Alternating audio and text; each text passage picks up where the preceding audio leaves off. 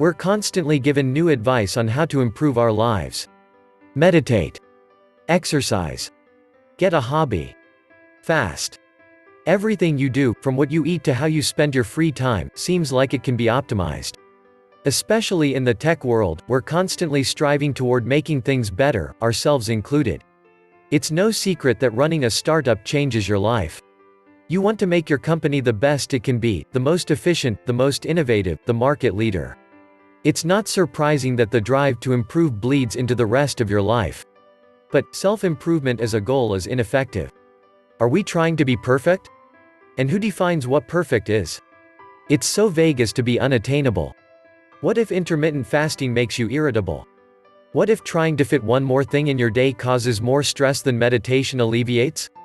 What if you hate kale? What if the best way to do things isn't the best way for you? If a goal is unachievable, what's the point in working towards it? It's true. We'll never reach perfection. At no point will we say, I've reached the peak of who I can be. I can stop now. But change will happen whether we control it or not. We as people are dynamic creatures. We keep growing and evolving throughout our whole lives. Striving for perfection is setting ourselves up for failure. But, by looking at our lives through the lens of self-improvement, we can be strategic about how we spend our time and energy. There's no one-size-fits-all solution. In order to be effective, we have to focus on personalized, specific changes. Be specific about what you want to achieve. Self-improvement is a nebulous goal. It's not clear enough to know if you've achieved it. Rather than striving towards general goals like making yourself better or optimizing your life, think about what specific challenges you struggle with. What patterns in your life frustrate you? What is something you'd like to do better or more consistently? Once you've decided what areas you want to focus on, you can make specific, intentional changes. Maybe you've been lethargic at work recently and want to be more productive without feeling like you need 6 cups of coffee a day.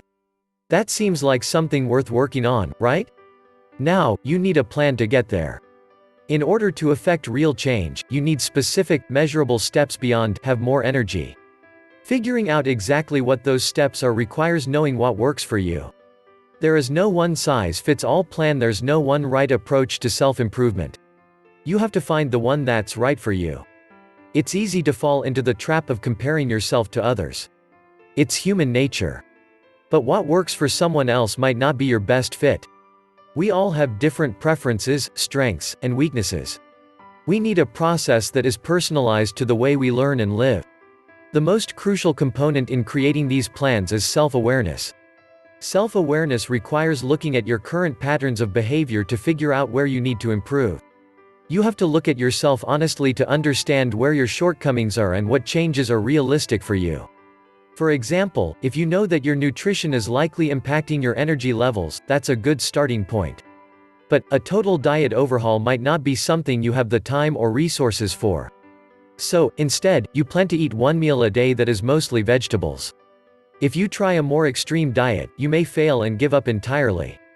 But, if you know yourself, you're more likely to set plans you can actually stick to. For someone else, they might decide to go vegetarian because they work best with strict guidelines. Or maybe their diet isn't a problem at all and they need to be working on sleep hygiene instead.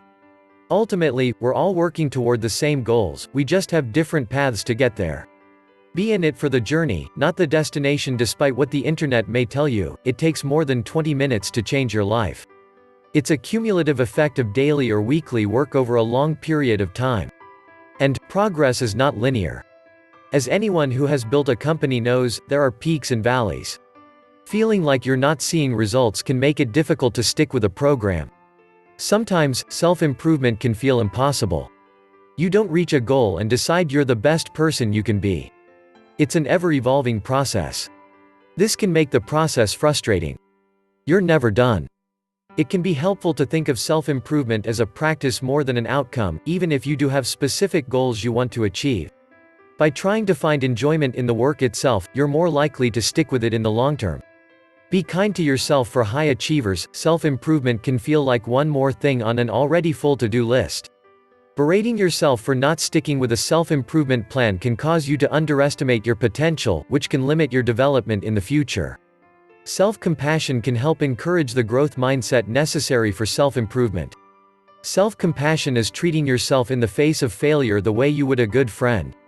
By showing yourself kindness and understanding, you are investing in your own well-being. Growth mindset is a way of thinking in which people see their abilities as improvable rather than fixed. If you see your talents as static, why would you work to improve them?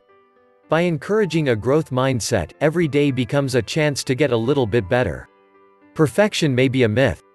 We will all always be works in progress. But, if we stay open to new experiences and learning opportunities, we give ourselves room to grow.